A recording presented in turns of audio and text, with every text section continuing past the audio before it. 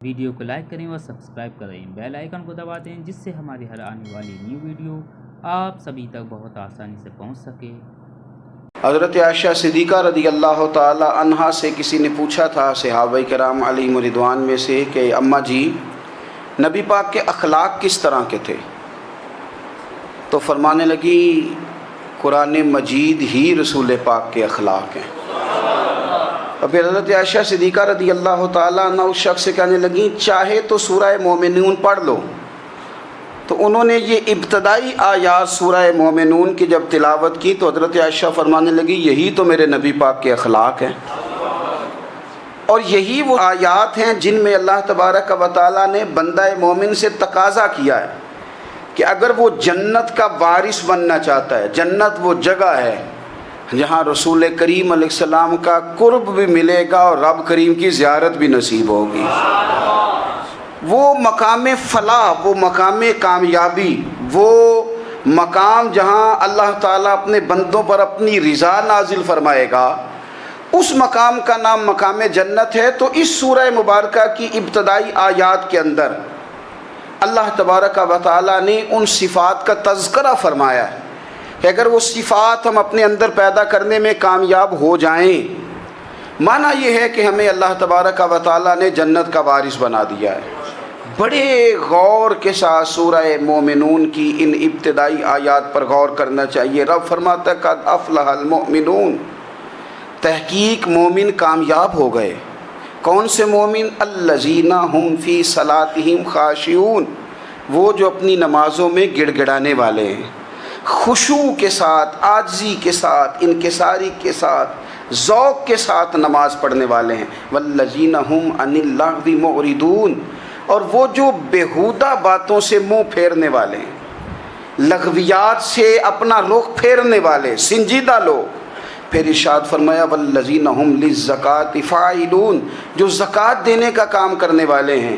پھر فرمایا والذین ہم لفروجہم حافظون، اور وہ لوگ جو اپنی شرمگاہ کی حفاظت کرنے والے، اپنی شرمگاہ کی حفاظت کرنے والے۔ الا علی ازواجہم، مگر یہ کہ اپنی بیویوں پر، او ما ملکت ایمانہم، یا اپنی شرعی باندیوں پر۔ اس زمانے میں جو لونڈی خریدی جاتی تھی اس سے بھی وطی کرنا جائز تھا، اگرچہ اب لونڈیاں موجود نہیں ہیں تو یہ فعل بھی موجود نہیں، سوائے اپنی بیویوں پر یا شرعی باندیوں پر۔ فَإِنَّهُمْ غَيْرُ مَلُومِينَ، فرمایا جو یہ کام کرے اس پر کوئی ملامت نہیں ہے، اپنی بیوی کے پاس شرعی طریقے سے جائے یا باندی کے پاس جائے۔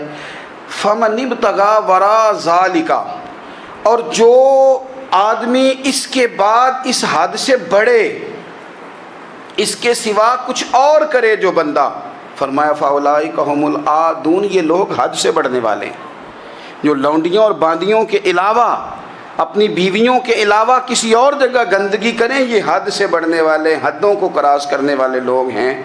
پھر ارشاد فرمایا والذین ہم لاماناتہم وعہدہم راعون، اور وہ جو اپنی امانتوں اور اپنے وعدوں کی رعایت کرتے ہیں، امانتیں ادا کرتے ہیں، وعدے پورے کرتے ہیں۔ اور وہ لوگ جو اپنی نمازوں کی حفاظت کرنے والے ہیں، جن میں یہ خوبیاں آ گئیں۔ میرا رب فرماتا ہے نماز میں خشوع خضوع حاصل ہو گیا، فضولیات سے بچ گئے، زکوٰۃ ادا کرنے والے بن گئے، شرمگاہ کی حفاظت کرنے والے بن گئے، امانتیں عہد پورے کرنے والے بن گئے، اپنی نمازوں کے محافظ ہو گئے۔ اللہ اکبر، قربان جائیں۔ مالک فرماتے ہیں اولئک ھم الوارثون، یہی لوگ تو وارث ہیں۔ یا اللہ کس چیز کے؟ فرمایا الذین یرثون الفردوس، یہ لوگ جنت کے وارث ہیں، یہ جنت کے وارث ہیں یہ لوگ۔ ہم فیہا خالدون، اور فردوس سے، جنت سے نکالے نہیں جائیں گے، ہمیشہ ہی جنت میں رہیں گے۔ یہ آیات اللہ کا مطالبہ بھی ہے، یہ آیات صحابہ، اہل بیت، اولیاء اللہ، ان تمام کی سیرت کا عکس بھی ہے۔ اور سب سے بڑھ کر سیدہ عائشہ صدیقہ فرماتی ہیں یہی تو آیات ہیں جنہیں اچھی طرح سمجھ لو گے تو تمہیں مدینے والے کے اخلاق بھی سمجھ میں آ جائے گا۔ حضور کے اخلاق بھی تمہیں سمجھ میں آئیں۔ بڑے غور کے ساتھ سورہ مومنون کی ان ابتدائی آیات پر غور کرنا چاہیے۔ رب فرماتا ہے قد افلح المؤمنون، تحقیق مومن کامیاب ہو گئے۔ کون سے مومن؟ الذین ہم فی صلاتہم خاشعون، وہ جو اپنی نمازوں میں گڑ گڑانے والے ہیں، خشوع کے ساتھ، عاجزی کے ساتھ، انکساری کے ساتھ، ذوق کے ساتھ نماز پڑھنے والے ہیں۔ دیکھیں قرآن نے یہ نہیں کہا شروع میں کہ وہ لوگ اپنی نماز پابندی سے پڑھتے ہیں، بلکہ فرمایا وہ نمازوں میں عاجزی کرتے ہیں، وہ نماز میں خشوع کرتے ہیں، خضوع کرتے ہیں۔ نماز ہم بھی پڑھتے ہیں، ڈھیر سارے لوگ ہیں جن کا یہ مطالبہ ہے کہ میرا نماز میں دل ہی نہیں لگتا۔ پہلی بات تو یہ ہے کہ دل نہ بھی لگے تو نماز پھر بھی پڑھنی ہے، اور دوسری بات یہ ہے کہ دل لگانے کو بھی تو کچھ انسان کے پاس چیزیں ہونی چاہیے نا، کوئی ضروریات ہوتی ہیں۔ سب سے پہلی بات یہ کہ مسئلہ نماز کا نہیں، مسئلہ اہمیت کا ہے۔ آپ نے اللہ تبارک و تعالیٰ کی ذات کی، رب کریم کے جلالت کی جتنی زیادہ اہمیت اپنے دل میں محسوس کر لی، اتنا ہی نماز کی طرف توجہ آپ کی بڑھ جائے گی۔ آپ سادی سی مثال ہے، غور کر لیں، جتنا آپ اپنے استاد کو پروٹوکول دیتے ہیں، جتنی عزت کرتے ہیں، اتنا ہی وقت پہ آپ ان کے پاس پہنچ بھی جاتے ہیں۔ اگر آپ کے دل میں اہمیت نہیں ہے تو آپ ٹال دیں گے، اور جس استاد کی اہمیت ہے اس کے فون کی گھنٹی بجتے ہی فون بھی اٹھایا جائے گا، اور بات پوری مکمل بھی نہیں ہوگی تو کہا جائے گا جیسے آپ کہیں گے، اور جو وقت وہ دیں گے ان سے 10 منٹ پہلے پہنچنے کی کوشش بھی کی جائے گی۔ بس سمجھ لیں دل لگنے نہ لگنے کا مسئلہ نہیں، اہمیت کا مسئلہ ہے۔ آپ جتنی اپنے مالک کی بارگاہ کی اہمیت سمجھ لیں گے، اتنا ہی وقت پہ مسجد آئیں گے، اتنا ہی شوق سے نماز پڑھیں گے۔ دوسری بات، نماز کے ترجمے پہ غور کریں۔ آپ یقین کریں اگر نماز کا ترجمہ ہمیں آ جائے نا تو ہمیں تو یوں لگے کہ ہم تو اپنے مالک کی بارگاہ میں عرض و معروض کرنے حاضر ہوئے ہیں۔ یہ سورہ فاتحہ ہی دیکھ لیں آپ، حضور فرماتے ہیں، رب فرماتا ہے سورۃ فاتحہ آدھی میری ہے آدھی میرے بندے کی ہے۔ جب اس نے کہا الحمدللہ رب العالمین الرحمن الرحیم مالک یوم الدین ایاک نعبد و ایاک نستعین، جب یہاں تک وہ لفظ کہتا ہے تو یہ حصہ میرا تھا۔ اس نے اپنے رب کی تعریف کی، اور جب کہا نا اس نے اہدنا الصراط المستقیم، اب بندے نے التجائیں شروع کر دی۔ اس نے کہا کہ مالک بھی تو ہے، رحمان بھی تو ہے، رحیم بھی تو ہے، عبادت بھی تیری کرتے ہیں تو مدد بھی تو تجھی سے مانگنی ہے نا، اب مہربانی فرمانا اہدنا الصراط المستقیم، ہمیں سیدھا راستہ دکھا دے، صراط الذین انعمت علیہم، ان لوگوں کا راستہ دکھانا جن پر تو نے انعام کیا ہے، غیر المغضوب علیہم ولا الضالین، ان کے راستے پہ نہ چلانا جن پر تیرا غضب ہوا، جو گمراہ ہو گئے ان کے راستے۔ تو نماز میں جب ترجمے پر آپ کا غور ہوتا ہے تو آپ کا تو دل خود بخود لگ جاتا ہے، شوق بڑھ جاتا ہے آپ کا۔ تو اتنی چیزیں ہم زندگی میں یاد کرتے ہیں، تو اگر ترجمہ بھی نماز کا یاد کر لیں اور پھر شوق سے پڑھیں تو آپ یقین کریں طبیعت کھنچی چلی آئے گی۔ ہمارے یہاں کچھ لوگ نماز پڑھتے ہیں پر بڑی لاپرواہی سے پڑھتے ہیں، کبھی ادھر دیکھتے ہیں کبھی ادھر دیکھتے ہیں، کبھی بال سہلاتے ہیں۔ وہ میں نے دیکھا ہے سجدے جا رہے ہیں تو سیانے سیانے بندے کبھی کپڑے کو چھیڑ رہے ہیں کبھی جگہ کو چھیڑ رہے ہیں۔ میرے نبی کریم صلی اللہ تعالیٰ علیہ وسلم نے فرمایا ان لوگوں کا کیا حال ہے جو اپنی نماز میں نظریں آسمان کی طرف اٹھاتے ہیں، رکوع سے اٹھے تو اوپر دیکھنا شروع کر دیا، کیا حال ہے ان کا۔ اور پھر حضور نے ایک موقع پر تو سختی فرمائی، فرمایا جو نماز پڑھتے اپنی نظریں آسمان کی طرف اٹھاتا ہے وہ باز آ جائے، ورنہ ایسا نہ ہو کہ رب اس کی آنکھیں ہی چھین لے، وہ باز آ جائے اس کام سے۔ خشوع کے ساتھ نماز پڑھے، عاجزی کے ساتھ نماز پڑھے، اس کا دل لگا ہوا ہو نماز کے اندر۔ میرے نبی پاک صلی اللہ تعالیٰ علیہ وآلہ وسلم کے غلام حضرت انس بن مالک رضی اللہ تعالیٰ عنہ فرماتے ہیں کہ رسول پاک صلی اللہ علیہ وسلم نے مجھ سے فرمایا تھا کہ بیٹے نماز میں ادھر ادھر دیکھنے سے بچو، کیونکہ فرمایا نماز میں ادھر ادھر توجہ کرنا یہ بندے کو ہلاک کر دیتا ہے، ہلاکت ہے اس میں اگر تم نے ادھر ادھر توجہ ہوگی۔ نماز تم مالک کی بارگاہ میں کھڑے ہو اور تم دیکھ ادھر ادھر رہے ہو، تو ایک تو نماز عاجزی کے ساتھ۔ پھر فرمایا والذین ہم عن اللغو معرضون، وہ لوگ جو فضول باتوں سے، لغویات سے اپنا منہ پھیر لیتے ہیں، فضولیات سے۔ ہمارے ہاں نا بہت سارے لوگ ایسے ہیں جو بلا وجہ ان چیزوں میں دلچسپی لیتے ہیں جو ان کے مطلب کی نہیں ہے، ان کے مطلب کی مطلب آپ کسی سے ملیں کہتے ہیں کیا حال ہے، ٹھیک ہے جی، بچوں کا کیا حال ہے، ٹھیک ہے، بچے کتنے ہیں؟ تو بھئی آپ کو جب پتہ ہی نہیں تھا کتنے ہیں تو حال کیوں پوچھا آپ نے؟ آپ کرتے کیا ہیں؟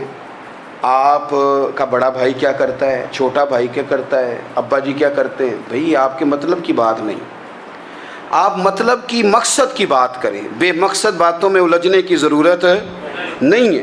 دیکھیں، اپنا ادارہ میں چلاتا ہوں، اپنا گھر آپ چلاتے ہیں، اپنی ڈیوٹی آپ کرتے ہیں، آپ کو زیادہ بہتر پتہ ہے کہ آپ اپنا گھر کیسے چلا رہے ہیں، مجھے زیادہ بہتر پتہ ہے کہ میں مدرسہ مسجد، مجھے زیادہ بہتر پتہ ہے اس کے اندر کون سی اصطلاح کس طرح کرنی ہے، یہ مجھ سے زیادہ بہتر کوئی بندہ جانتا نہیں۔ اب ہم کیا کرتے ہیں، جب ہم دوسرے کے کام میں مداخلت کرتے ہیں تو دو نقصان ہوتے ہیں، ایک تو اس کے ساتھ ہمارا رائے کا اختلاف ہو جاتا ہے، اور دوسرا ہمارے اپنے بہت سارے کام رہ جاتے ہیں، کیونکہ ہماری توجہ ہی دوسرے کی جانب تھی، اپنے بڑے سارے کام رہ جاتے ہیں۔ اس لیے بہت ساری ایسی چیزیں ہیں جن میں بلا وجہ کوئی مقصد نہیں۔ ہم پرانے لوگوں سے باتیں سنا کرتے تھے، ہمارے بزرگ کہا کرتے تھے جڑے پنڈ جانا نہیں، جڑے پنڈ جانا نہیں وہ راہ پوچھنے دی کی لو۔ لغویات میں نہ الجھیں، فضولیات میں نہ الجھیں، یعنی ٹو میں رہنا، ٹو میں۔ آپ یقین کریں، میں نے پرسنلی طور پہ اس چیز کو محسوس کیا ہے کہ ہمارے بہت سارے اہم حقوق صرف اس لیے مس ہوتے ہیں کہ ہماری اپنے سے زیادہ توجہ سامنے والے پہ ہوتی، سامنے والے۔ میں نے دیکھا بڑے بڑے عجیب سوال اور بڑے بڑے انوکھے سوال، مطلب یہ کہ اتنی لمبی چوڑی، اور لوگوں کو بڑا پتہ ہوتا ہے یہ فلاں آدمی جو ہے اس کے بچے کتنے ہیں، وہ بیاہ کہاں پہ ہیں، کس کس علاقے میں ان کی شادیاں ہوئی ہیں۔ اتنی تفصیلات کی ہمیں ضرورت نہیں ہے، ہم سے تو ہمارے بارے میں پوچھا جائے گا، تو ہمیں اپنا معاملہ بڑا صاف ستھرا۔ دیکھیں کیا سونی بات کی مدینے والے رسول نے، قربان جائیں حضور کے جملوں پر۔ ایک شخص نے پوچھا حضور سونا اسلام کون سا ہے، خوبصورت مسلمان کون ہے؟ تو نبی پاک صلی اللہ علیہ وسلم نے فرمایا وہ خوبصورت مسلمان ہے جو بات اس کے مقصد کی نہیں، بے معنی ہے، وہ بات وہ چھوڑ دے۔ بے مقصد باتوں سے الجھنا جو بندہ چھوڑ دے وہ مسلمان بڑا سونا مسلمان ہے۔ ہم کمزور اس لیے ہوتے ہیں کہ ہماری توجہ زیادہ دوسروں کی باتوں پر پڑتی ہے۔ پھر فرمایا والذین ھم للزکاۃ فاعلون، وہ لوگ جو زکوٰۃ دینے کا کام کرتے ہیں، صدقات کرتے ہیں، خیرات کرتے ہیں، وہ کامیاب ہو جاتے ہیں۔ پھر فرمایا والذین ھم لفروجہم حافظون، وہ جو اپنی شرمگاہ کی حفاظت کرتے ہیں۔ نوجوان میری بات پر توجہ کریں، فرمایا وہ لوگ جو اپنی شرمگاہ کی، والذین ھم لفروجہم حافظون، وہ لوگ جو اپنی شرمگاہ کی حفاظت کرتے ہیں۔ حضور غوث پاک رضی اللہ تعالیٰ عنہ فرمایا کرتے تھے دو چیزیں انسان اپنی سنبھال لینا، ایک پیٹ اور ایک شرمگاہ، تو فرماتے تھے ولایت اس کے بڑی قریب آ جاتی۔ ہم نہ ان لذات میں الجھ جاتے ہیں۔ سیانے سیانے بندے، روٹی کمر سیدھی کرنے کے لیے کھانی چاہیے، زبان کے ذائقے کے لیے نہیں کھانی چاہیے۔ یہ زبان کا ذائقہ لگ جائے یہ کہیں کا نہیں چھوڑتا انسان کو۔ اپنی شرمگاہ کی جو لوگ حفاظت کر لیتے ہیں، کوئی بڑے سے بڑا گناہ کرنے سے بھی بندہ کافر نہیں ہوتا، بندہ کفر کرنے سے کافر ہوتا ہے۔ گناہ بڑے سے بڑا کرنے والا بھی گناہ گار ہے، کافر نہیں۔ لیکن بعض گناہ ایسے ہیں جو جس وقت بندہ کر رہا ہوتا ہے اس وقت وہ مومن نہیں ہوتا۔ میرے نبی کریم صلی اللہ تعالیٰ علیہ وسلم نے فرمایا جب کوئی شرابی شراب پیتا ہے اس وقت مومن نہیں ہوتا، جب کوئی چور چوری کرتا ہے تو اس وقت مومن نہیں ہوتا، اور جب کوئی زانی زنا کرتا ہے تو تب وہ مومن نہیں ہوتا۔ اتنی دیر کے لیے اس کے دل سے ایمان نکال لیا جاتا ہے۔ یہ جو ہمارے لڑکے بن سنور کے نکلتے ہیں، یہ جو میک اپ کا خرچہ لڑکیوں کے برابر لڑکوں کا ہوتا جا رہا ہے، یہ جو لڑکے بھی رات کو چہرے پر کریم لگا کر کے سوتے ہیں، یہ بتا سکتے ہیں کہ مقاصد کیا ہے؟ بتا سکتے ہیں؟ یعنی بچے بھی بغیر شیمپو کے بال نہیں دھوتے. مثلاً کیا کرنا ہے آپ نے اس کا؟ بڑی بڑی قیمتی چیزیں جو ہیں وہ آپ نے رکھی ہوئی ہیں. مقصد کیا ہے؟ یہ جو ہمارے بچے بن سنور کے نکل رہے ہیں تو کیا دعوت دے رہے ہیں سوسائٹی کو؟ شارٹ نکرے پہن کے جو نکلے ہوئے ہیں، اریاں لباس پہن کے نکلے ہوئے ہیں. اقبال نے کہا تھا دیار مشرق ہوس میں غلطاں، شباب اریاں شراب عیسیاں، جسے بھی دیکھو غری کے عیسیاں. ہم ایسی تہذیب کیا کریں گے؟ شباب اریاں، تم نے اپنی جوانی ننگی کر ڈالی ہے ساری معاذ اللہ. کن مقاصد کے لیے؟ میں وہ اعداد و شمار بتا نہیں سکتا. ہمارے ہاں گاند سستا ہو گیا ہے، لوگوں نے گناہ تک پہنچنا آسان بنا دیا ہے. آپ دیکھ لیں گندگی دروازے پہ اور گند موبائل میں. کیسے بچائیں ان بچوں کو؟ کیا کریں؟ کلیجے پھٹتے ہیں. کبھی باتیں سوچتے ہیں تو سوچتے ہیں آنے والی نسل کو کہاں لے جائیں، کہاں چھپائیں، کیا ایسا کریں کہ یہ بچ جائیں. خدا را قربان جائیں حضرت عثمان غنی پر. مصنف ابن ابی شیبہ میں صحابہ فرماتے ہیں حضرت عثمان غنی نا بڑے مالدار تھے. مال آتا ہے تو لوگ عیاش نہیں ہو جاتے، مال آتا ہے تو لوگوں کی خواہشات بہت بڑھ نہیں جاتی. بڑے مالدار تھے، مالدار بھی تھے اور سونے بھی بڑے تھے. حضرت اسامہ بن زید کہتے ہیں میں نے زندگی میں اتنا سونا بندہ نہیں دیکھا جتنے حضرت عثمان غنی خوبصورت تھے. پیسہ بھی حسن بھی. لیکن فرماتے ہیں کہ حضرت عثمان غنی سب سے بڑھ کر اپنی شرمگاہ کی حفاظت کرنے والے اور سب سے بڑھ کر صلہ رحمی کرنے والے، رشتہ داروں سے اچھا سلوک کرنے والے، حیا والے، شرم والے، پاکیزگی والے. آپ کا ذہن ہے، آپ صبح اٹھتے ہی ذہن بنا لیں کہ میں نے آج اتنا سبق پڑھنا ہے، آج اتنی تفسیر دیکھنی ہے، اتنی عبادت کرنی ہے، فلانی نعت میں نے دیکھنی ہے، فلاں خیر کا کام کرنا ہے، فلاں آدمی کے ساتھ نیکی کرنی ہے. صبح ذہن بنا لیں، آپ کا ذہن وہی کام کرنے لگے گا. لیکن اگر صبح اٹھتے ہی ذہن میں گندگی ہے، رات کو سوتے ہی معاذ اللہ ذہن میں وسوسے ہیں، تو پھر سارا دن وہی چکی چلے گی، وہی انداز رہے گا. تھوڑا سا آپ کو اس کی نگرانی کرنی ہے. تھوڑا سا فحاشی اریانی یہ تیزی سے پھیل رہی ہے، تیزی سے گندگی لوگ کشید کر کے لاتے ہیں. اور حیا کا مطلب صرف اتنا ہی نہیں ہے آپ زنا اور بدکاری سے بچیں، آپ اپنی زبان کو بھی حیا والا بنائیں. کوئی کچا کمزور جملہ، گندی بات، گالی کبھی بھی زبان پہ نہ آئے. آپ کا انداز حیا والا ہو. بے باک ہو جانا، بے باک بولنا، میں باریکی سے اس بات کو سمجھتا ہوں اور میں آپ کو بہت ساری بزرگوں کے ارشادات کا نچوڑ عرض کرنے لگا ہوں. آپ اپنا ذہن صاف کر لیں، آپ کے بہت سارے کام ویسے ہی صحیح ہو جائیں گے. چونکہ ہمارے دین کے اندر زیادہ اجر نیتوں اور ارادوں پہ ملتا ہے. آپ کے جو اندر کی پاکیزگی ہے وہ بہت سارا فضل لاتی ہے اللہ کا. اور اگر دل ہی ناپاک ہو، ذہن ہی ناپاک ہو، تو وہ خیر کی چیزیں کس طرح کر کے داخل ہوں گی؟ اپنی شرمگاہ کی قربان جائیں. نوجوانوں ذرا غور کرنا. میرے نبی کریم صلی اللہ تعالیٰ علیہ وسلم کے بارے میں حضرت عائشہ صدیقہ فرماتی ہیں کہ عرب کی کنواری لڑکیاں بڑی حیا والی ہوتی تھیں، لیکن اللہ کے پیارے رسول صلی اللہ علیہ وسلم عرب کی کنواری لڑکیوں سے بھی بڑھ کر حیا والے تھے. یہ ہمارے بچے مذاق میں ہمیں کئی دفعہ کہتے ہیں شادی کرا دو. شوگل میں کہہ دیتے، ابا کو کہہ دیتے ہیں، ابا کو نہیں منہ پہ آ کے کہہ دیتے ہیں، کہتے ہیں یہ بڑا بھائی مصیبت بن گیا، یہ ہٹے گا تو ہماری باری آئے گی. آپ کچھ ایسی باتیں کر رہے ہیں، کچھ ایسے انداز آپ اختیار کر رہے ہیں جو وزادار لوگ کرتے نہیں. شرم و حیا سے وہ چیزیں ڈھل جاتی ہیں جو باتیں ہمارے بچوں کی زبانوں پر بے باکی کے ساتھ آنے لگی ہیں. اور میں آپ کو ایک عقلی بات عرض کرتا ہوں، آپ اپنی زبان سے جو جملے خود ادا کرتے ہیں وہ جملے آپ کے دل پر بھی اثر کرتے ہیں. اگر آپ غلط بات بار بار کریں گے تو آپ کا دل بھی غلط بات کی طرف مائل ہو جائے گا. آپ 10 بار 15 بار 20 بار کوئی خیر کی بات کریں، خیر کی، تو آپ دیکھیں گے آپ کا دل بھی خیر کی طرف مائل ہو جائے گا. آپ خیر کی باتوں پر اپنے آپ کو لائیں، اچھی باتوں پر اپنی توجہ لائیں، آپ کا دل بھی اچھائی کی طرف مائل ہو جائے گا. کفل کا ایک واقعہ ترمذی میں ملتا ہے. ایک شخص کفل نام کا تھا بنی اسرائیل میں. ایک عورت مجبور تھی، اس کے بچے بھوکے تھے، تو کفل نے اسے مائل کر لیا کہ تو میرے ساتھ گناہ کرے گی تو پھر میں تیرے بچوں کی روٹی تجھے دوں گا. تو وہ عورت پہلے تو بیچاری نہ مانی، لیکن بچوں کی بھوک دیکھ کے مجبور ہو گئی. جب کفل کے قریب گئی نا وہ عورت، اس نے دروازے سارے بند کر لیے. ترمذی شریف میں اس کا واقعہ موجود ہے. چاروں جانب سے بند ہو گیا سارا کچھ. لیکن جب وہ کفل کہتا ہے میں اس بی بی کے پاس جانے لگا تو عورت کا وجود کانپتا تھا.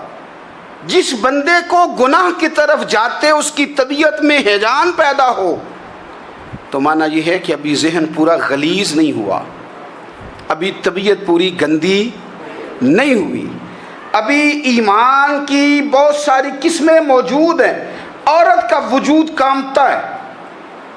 تو کفل کہتے ہیں کہ میں نے اسے کہا کہ سارے دروازے بند ہیں، ڈرتی کیوں ہے؟ تو کہنے لگی ڈرتی اس لیے ہوں کہ سارے دروازے بند نہیں ہوتے، ایک دروازہ کھلا ہے اور وہ دروازہ رب قدیر کا دروازہ ہے، اسے کیسے بند کیا جا سکتا ہے؟ تو کہتے ہیں جب اس نے یہ لفظ کہے تو مجھ پر بھی بات کا اثر ہوا، مجھ پر بھی. تو میں نے کہا کہ اگر تو عورت ہو کے رب سے اتنا ڈرتی ہے تو مجھے تو اس نے مرد بنایا ہے. تو مرد تو ہوتا ہی وہ ہے جو اپنے آپ پر کنٹرول کر سکے. تو اب نہ معاملہ آگے جائے گا، اب یہاں بات رکے گی نہیں، جا میں تجھے آزاد کرتا ہوں.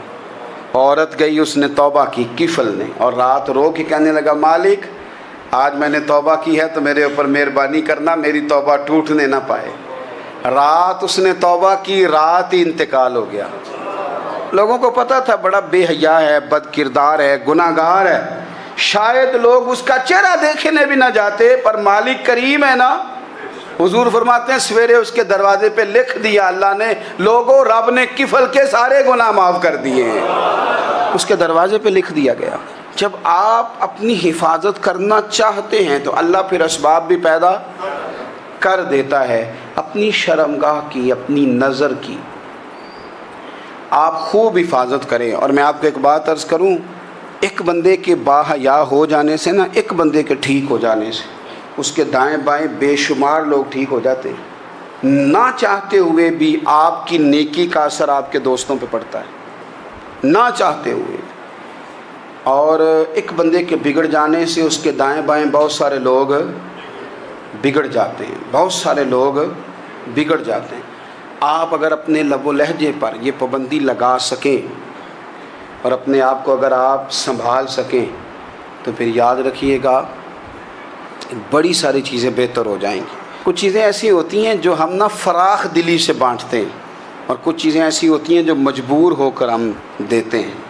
کئی دفعہ ایسا ہوتا ہے کہ سامنے والا کچھ زیادہ تکلیف میں ہوتا ہے اور ہمارے پاس بھی وسعت نہیں ہوتی، لیکن زیادہ اجر اسی بندے کو ملتا ہے جو تھوڑی تکلیف برداشت کرے اور سامنے والے کی تکلیف کو دور کرے. مدینہ منورہ میں نا قحط پڑ گیا تھا، غلہ نہیں ملتا تھا. تو قحط کے زمانے میں لوگ نا پھر چیزوں کو مہنگا کر کے بیچتے ہیں. ہمارے ہاں ایک طرف چینی کی لائنیں لگی ہوتی ہیں اور دوسری دفعہ چھاپا پڑتا ہے، پورے کے پورے گودام بھرے ہوئے نکل آتے ہیں. لوگ مصنوعی قلت پیدا کر دیتے ہیں. حضرت عمر فاروق رضی اللہ تعالیٰ عنہ کے زمانہ نور میں قحط پڑ گیا تھا. گندم کا دانہ اس طرح ہو گیا تھا جس طرح سونا ہے. سیدنا عثمان غنی رضی اللہ تعالیٰ عنہ کے نا بہت سارے اونٹ غلے کے بھرے ہوئے مصر سے آئے، اور لگتا یوں ہے کہ وہ شخص آپ ہی کو غلہ دیتا تھا، کسی اور کو دیتا بھی نہیں تھا، جو اونٹ بھر کے اس نے لیے. تو مدینہ منورہ کے اندر جب وہ مال پہنچا نا، آپ کو بتانا یہ چاہ رہا ہوں کہ ساری تجارت بندوں سے نہیں کرنی چاہیے، کچھ اللہ سے بھی کرنی چاہیے. رب سے جو بندہ تجارت کرتا ہے وہ بڑا کامیاب ہوتا ہے. وہ غلے سے بھرے ہوئے اونٹ آپ کے پہنچ گئے تو تاجر آئے، انہوں نے آگے کہا عثمان ہم کھول کے نہیں دیکھتے کہ اندر مٹی ہے کہ سونا ہے، اور یہ بھی نہیں پوچھتے آپ نے کتنے کا خریدا ہے، آپ کی زبان پر اعتبار ہے. آپ نے جتنے کا مال لیا ہے نا ہم ڈبل دیتے ہیں، آپ ہمیں دے دیں. آپ فرمانے لگے نہیں مجھے زیادہ نفع ملتا ہے. انہوں نے کہا 2 گنا، فرمایا نہیں زیادہ ملتا ہے. کہا 3 گنا، فرمایا زیادہ ملتا ہے. وہ کہنے لگے اس سے زیادہ تو کوئی تاجر ہے ہی نہیں جو زیادہ دے. فرمایا بس مجھے ملتا ہے نا. کہا کتنا ملتا ہے؟ فرمانے لگے لگتا ہے کہ اگر وہ تاجر زیادہ کرم نوازی کرے تو 700 گنا تو دے گا ہی، اور باقی کریم ہے. انہوں نے کہا جی نہیں اتنا نہیں ہم دے سکتے، پھر آپ بیچ لیں. یہ بات ہی سمجھ میں نہیں آتی. لوگ چلے گئے تو حضرت عثمان غنی مال اٹھا کے مسجد کے دروازے پہ لے گئے، جا کے کہنے لگے اے عمر اعلان کر دیں جس غریب کو گندم کی ضرورت ہے، آسانی کے دور میں نہیں، دقت کے دور میں، جب لوگوں کو مل نہیں رہی چیز، جس کو ضرورت ہے وہ آئے اور آ کے لے جائے۔ جب جناب عثمان غنی کے اس غلے کا اعلان ہوا تو تاجروں کو اب مسئلہ سمجھ میں آیا کہ یہ 700 گنا کو بندہ نہیں دے رہا، یہ رب کریم عطا فرما رہا ہے۔ میرے عزیز، کچھ سودے رب کے ساتھ بھی کریں۔ اگر کوئی بڑا ضرورت مند دروازے پہ آ جائے نا تو پھر اپنا نفع نقصان نہیں سوچنا، پھر تو رب کے ساتھ تجارت کرنی ہے۔ ضرورت مند کی ضرورت کا لحاظ کرنا یہ نہ مسلمانوں کے ایک دوسرے کے قریب کرے گا۔ ہم کون ہوتے ہیں کسی کی حاجت پوری کرنے والے، ضرورت پوری کرنے والے؟ کرنے والا تو اللہ ہے۔ تو اگر رب ہمیں کبھی وسیلہ بنائے، ذریعہ بنائے، تو پھر ہمیں ذرا نا خوش دلی سے بننا چاہیے، ذوق اور شوق سے بڑھنا چاہیے، پھر ہمیں کمزور نہیں پڑنا چاہیے۔